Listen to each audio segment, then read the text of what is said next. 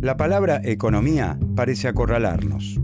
Todos los días la leemos en cientos de notas, la escuchamos en la televisión, se cuela en muchas de nuestras conversaciones.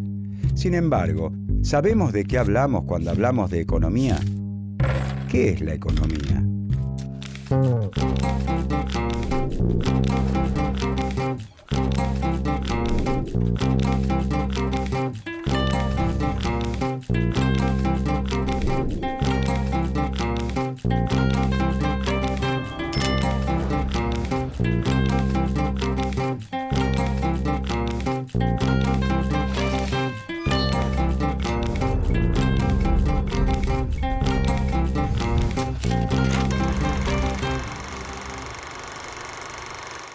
Ella es Mariela. Mariela decora en su casa los mates que ella misma vende en un puesto de la feria.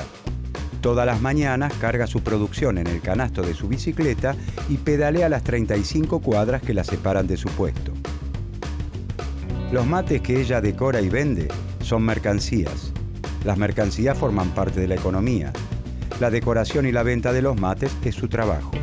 La venta de sus mates le permite recuperar el dinero invertido y obtener un beneficio.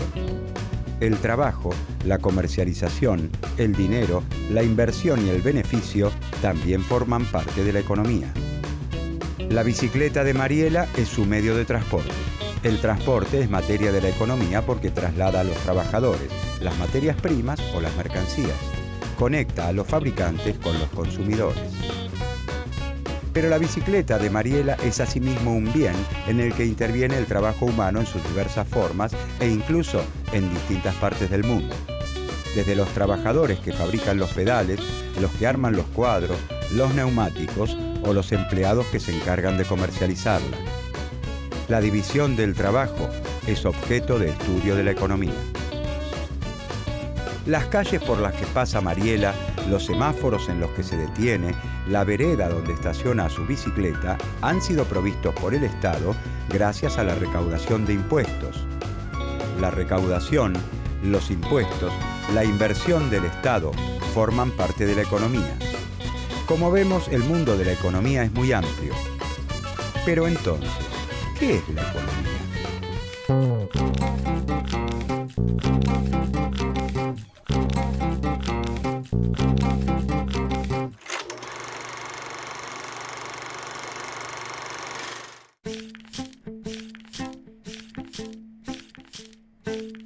La economía es el conjunto de actividades que realizamos al producir, distribuir y consumir los bienes y servicios necesarios para vivir.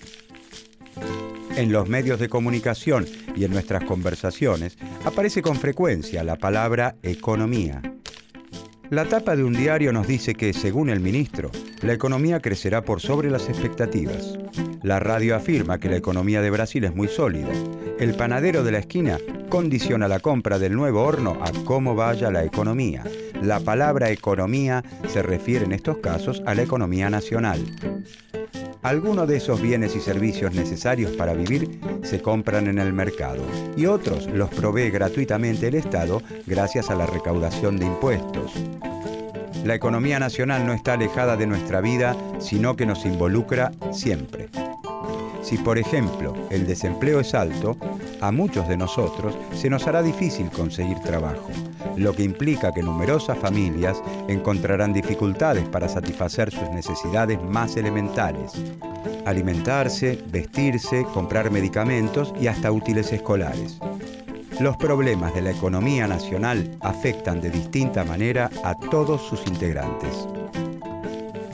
Producir todos estos bienes y servicios necesarios para vivir involucra el trabajo humano, y el trabajo humano siempre es realizado en sociedad.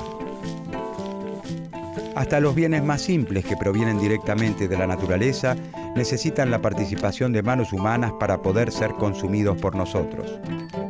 Si podemos tomar un vaso de leche en el desayuno, es porque en un tambo se ordeñó una vaca que alguien antes alimentó.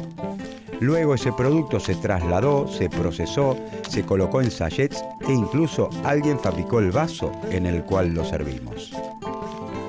A través del trabajo, el hombre se apropia de los materiales brindados por la naturaleza y los transforma en bienes útiles o valores de uso para satisfacer sus necesidades. Los bienes que se consideran elementales para asegurar nuestro sustento han cambiado a través del tiempo y en su transformación el hombre ha utilizado siempre instrumentos de trabajo dirigidos a facilitar su tarea. Eso nos lleva a averiguar ¿cómo se ha garantizado la subsistencia a través de la historia?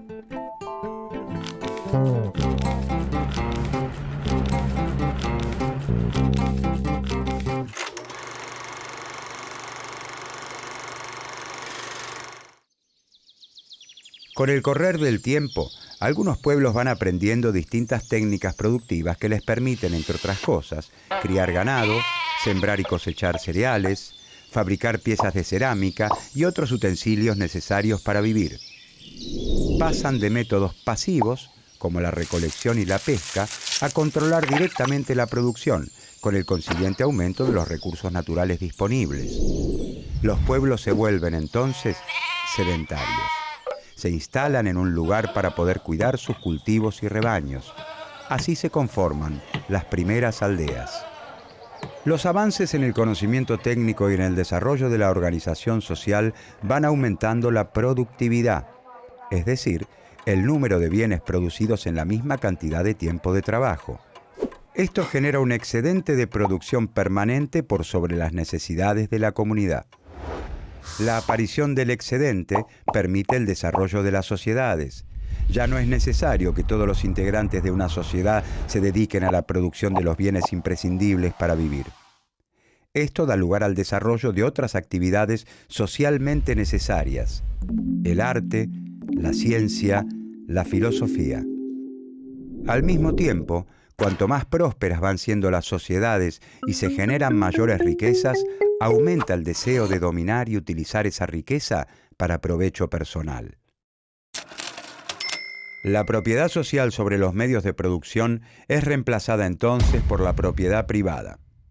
El amo es dueño de la tierra y del esclavo, considerado un instrumento de trabajo, una herramienta más. Junto con el excedente aparecen las clases sociales. Este es uno de los grandes temas de la economía. Las clases sociales son grupos humanos.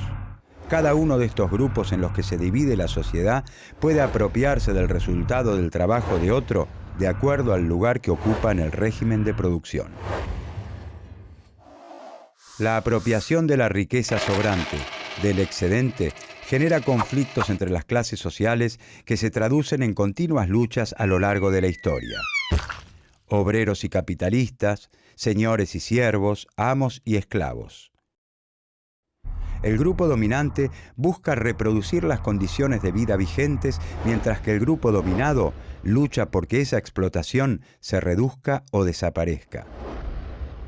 Dependiendo de la clase social que tome las decisiones, este excedente podrá ser utilizado para construir pirámides, hacer la guerra, ser invertido en la creación de nuevas riquezas o para mejorar las condiciones de vida de las clases trabajadoras.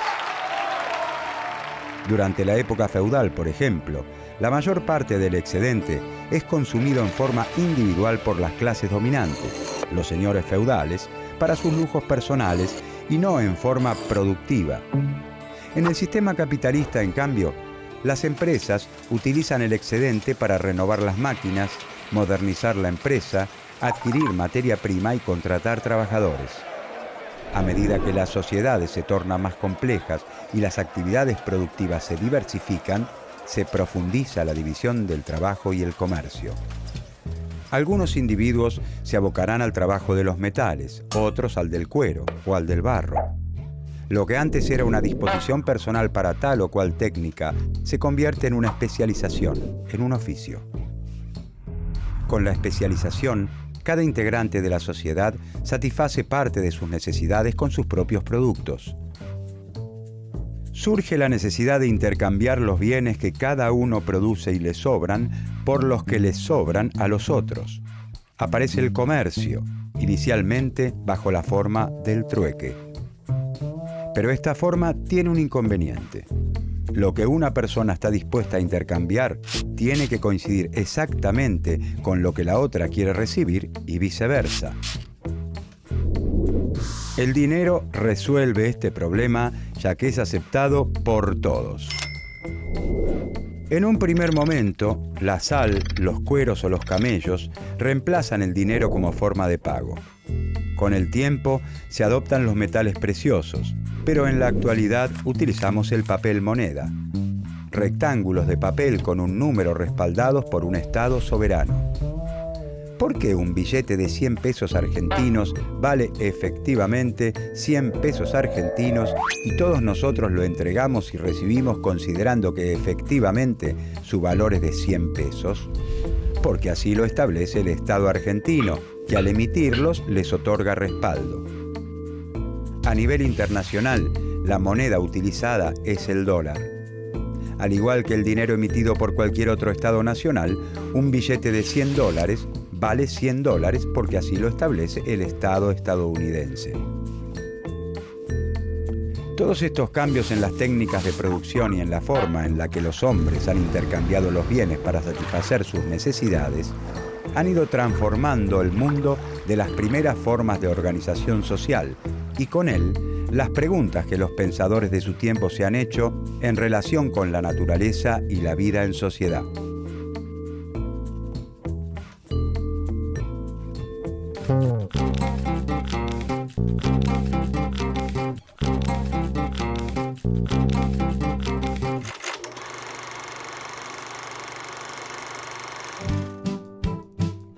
¿Cómo debe organizarse la sociedad? ¿Cómo se debe distribuir la riqueza? ¿Por qué un producto se intercambia por otro en determinada proporción y no en otra? A través de los siglos, una multitud de pensadores, filósofos, profetas y sabios de diversas disciplinas se han hecho estas y otras preguntas. Pero a partir de los cambios vertiginosos que se producen en los siglos XV y XVI en el terreno de las ideas y de las técnicas de producción, comienza a delinearse un campo común, el de la economía. Esta disciplina es la economía política, que no solo se propone entender por qué los hechos económicos ocurren de determinada manera, sino establecer cuáles son las políticas más adecuadas para lograr la prosperidad de la sociedad.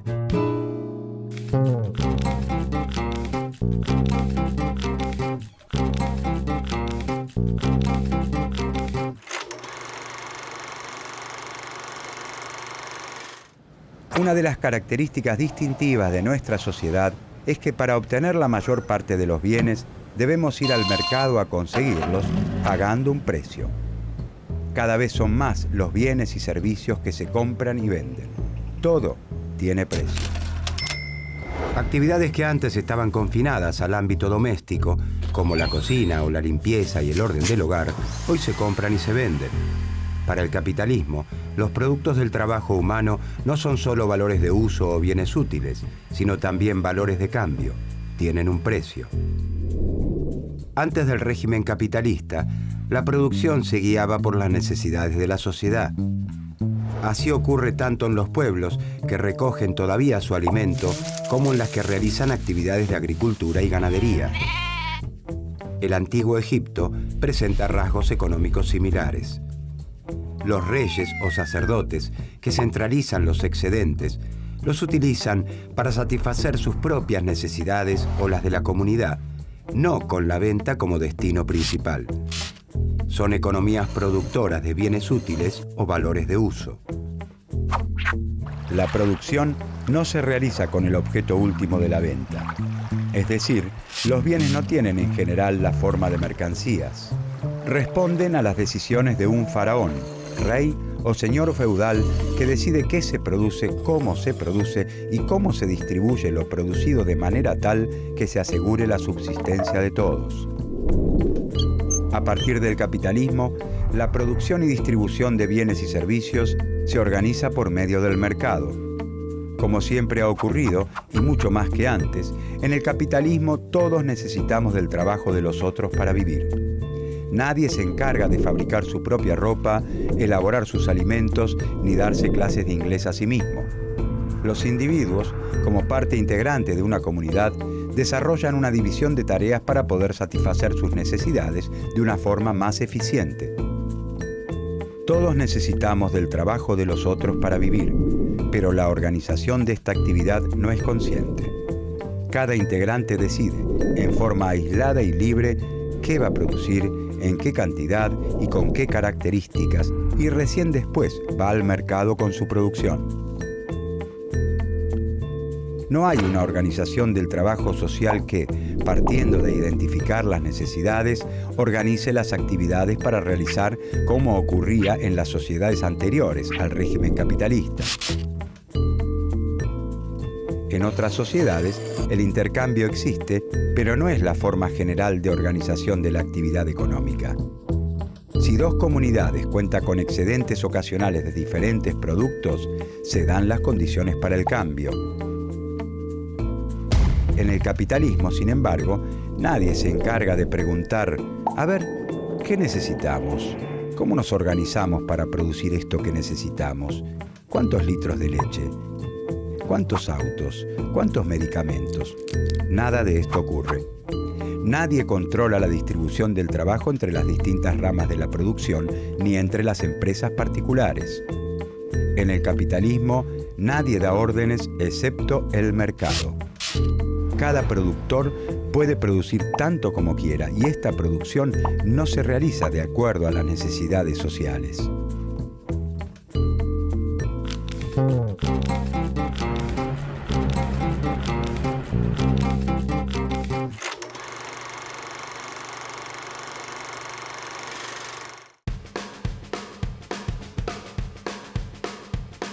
Mariela lleva al mercado los 12 mates que con mucho esmero decoró porque estima venderlos en el puesto de la feria. Ella no sabe si tomó la decisión correcta. La cantidad de mates que compró y decoró no depende de cuántas personas crea Mariela que los necesitan. Lo único que a ella le interesa es que a los turistas que visitan la feria les gusten los artículos que ella decora y fundamentalmente que dispongan del dinero para comprarlos. De no ser así, su emprendimiento correría el riesgo de sucumbir. En el sistema capitalista es muy difícil que coincidan la oferta y la demanda de los distintos bienes, entendida esta última no solo como una necesidad, sino como una disposición de dinero para comprar. Si Mariela compró y decoró más mates de los que pudo vender, habrá dilapidado trabajo social. La capacidad de trabajo de la sociedad que utilizó en los mates no vendidos fue desaprovechada. Esa capacidad debería haberse destinado a otra actividad. En el régimen capitalista es frecuente que la producción sea superior a la demanda efectiva, es decir, que sobren muchos bienes, o que sea inferior a ella, es decir, que no alcancen. En las sociedades que organizan conscientemente la producción, como las primeras formas de organización social, este tiempo no habría sido malgastado, sino que se habría asignado a priori a otra actividad. En el mercado, esto se revela a posteriori, una vez que los bienes ya fueron producidos. En el mercado no hay un acuerdo, un faraón o un señor feudal que diga qué hay que producir. El sistema capitalista es, por lo tanto, una forma particular de organizar el trabajo distinta a las anteriores.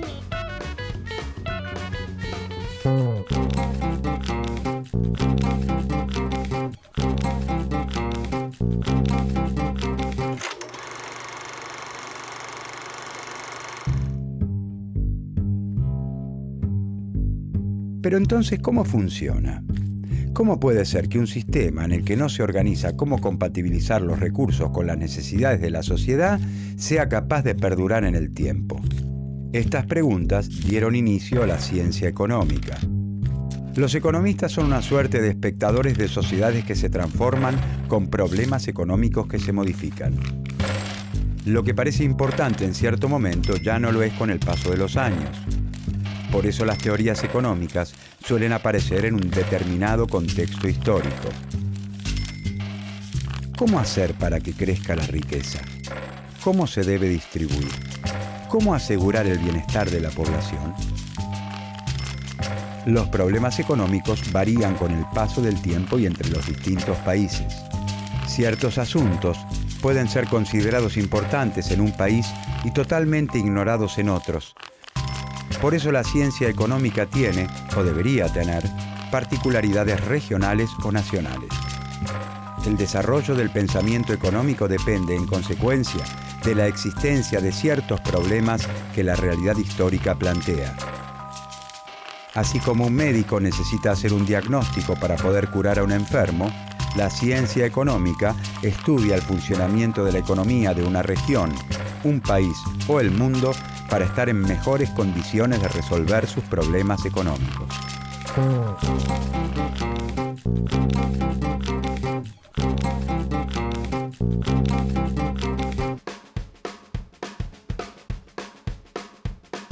Los números de la economía parecen invadirlo todo. Sin embargo, la economía no tiene por objeto el estudio de los números.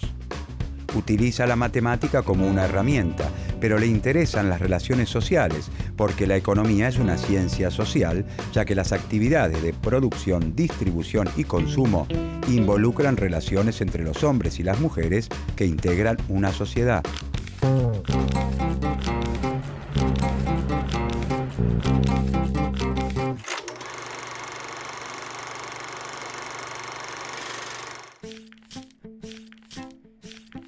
En las ciencias naturales, las causas de cada fenómeno pueden aislarse en un laboratorio para comprobar las hipótesis formuladas. En cambio, en la economía, como en el resto de las ciencias sociales, las predicciones y los experimentos son mucho más complicados. La mirada del investigador y sus opiniones juegan un papel muy valioso. Y la importancia es aún mayor porque los análisis económicos derivan en recomendaciones sobre políticas para implementar, las que están muy influenciadas por los intereses económicos, políticos y sociales del profesional que la formula. Pueden beneficiar y perjudicar a distintos grupos sociales. Por eso es muy difícil llegar a consensos entre los economistas acerca de métodos de análisis, diagnósticos y soluciones. Las opiniones sobre los impactos de una política siempre implican un juicio de valor que compromete la ética de quien las emite. En general, las opiniones de los economistas están en sintonía con las escuelas económicas a las que pertenecen. Las escuelas económicas son grupos de pensadores y de teorías que comparten una misma visión general de los hechos. Están lideradas por ciertos autores, consagrados como autoridades de la disciplina, cuyas contribuciones se transforman en punto de referencia obligado para sus discípulos. Cada escuela cuenta con un conjunto de rasgos distintivos y característicos y representa, en forma consciente o no, ciertos intereses. El pensamiento económico no evoluciona en el tiempo de manera lineal. Las nuevas teorías no reemplazan las anteriores, ni hay mejores teorías que desplacen otras peores. Muchas de las teorías económicas publicadas a lo largo de la historia podrían explicar los fenómenos económicos del presente.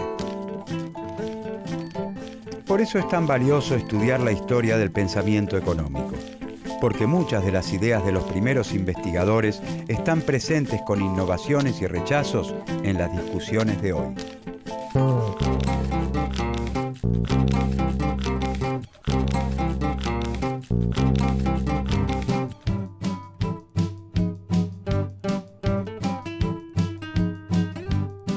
En esta serie sobre el pensamiento económico, veremos cuáles han sido los principales problemas que abordó la economía a través de su historia, cuándo surgieron, por qué lo hicieron en ese momento histórico y no en otro, qué intereses estaban en juego en ese entonces, en qué se parecen esos momentos históricos a los nuestros y qué nos aportan para poder comprender las discusiones sobre la economía de hoy.